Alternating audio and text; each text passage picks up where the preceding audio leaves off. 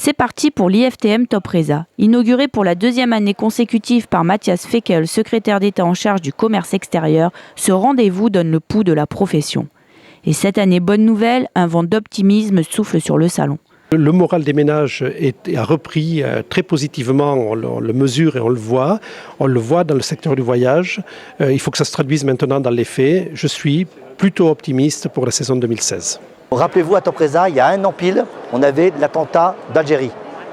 Et là, le lendemain, j'avais des centaines d'annulations, des milliers d'annulations. Là, je vois mes chiffres d'aujourd'hui, c'est toujours 300, 400, 500% plus que la dernière.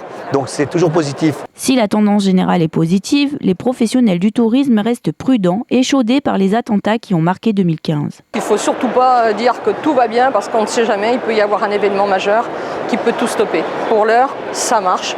2016 est bien lancé. Je pense que le salon arrive au bon moment et qu'on devrait faire une bonne année 2016. L'enjeu principal sera de relancer les destinations boudées par le marché français. Les Anglais et les Allemands vont au Maroc par exemple, alors que nous sommes à moins 30%. Donc il va falloir qu'on travaille sur ces destinations pour faire repartir les clients français sur les destinations Turquie, Égypte, Tunisie et Maroc. Quand on voit qu'on a des volumes qui restent constants, alors qu'on a perdu ces plus grosses zones de vente, ça veut dire que le marché a quand même du potentiel.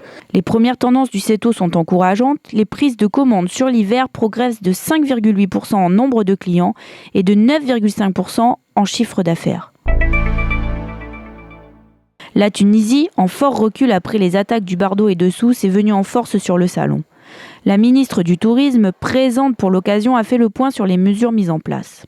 Nous avons, dans la transparence la plus totale, travaillé avec les pays amis pour assurer la sécurité dans le pays, pour mettre la Tunisie aux standards internationaux de sécurité, pour qu'à Tunis ou ailleurs, sur tout le territoire, on soit au même niveau de sécurité qu'à Paris ou à Londres. De leur côté, les professionnels regardent de près l'évolution de la destination.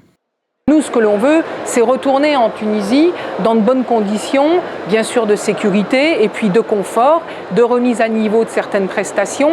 Mais bien sincèrement, on n'est pas maître de ça. Ce n'est pas la distribution qui peut être maître. La distribution, elle peut accompagner un redémarrage dès que ça sera possible et on sera présent. On n'espère qu'une chose, que la Tunisie redémarre, pour le pays, parce que c'est un beau pays qui est irremplaçable pour les Français. Les plages, la nourriture, les hôtels, irremplaçables pour les Français. Et deuxièmement, pour le business. Il ne faut pas oublier le business aussi. Selectour Afat a profité du salon pour présenter son nouveau directeur général, Laurent Maucor.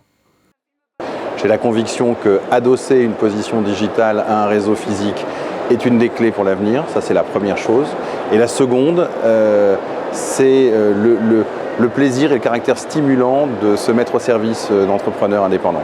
Dominique Beljanski précise également le projet de commission TTC censé clarifier la rémunération des vendeurs.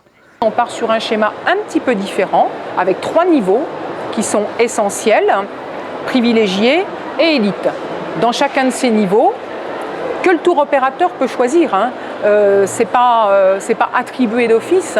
Donc chacun s'y retrouve en fonction de son ambition dans le réseau, de ses capacités à avoir de la visibilité et à accompagner l'animation des contrats. Et n'oubliez pas ce soir la plus grande soirée du tourisme organisée par Tourmag et Give & Dance au Showcase.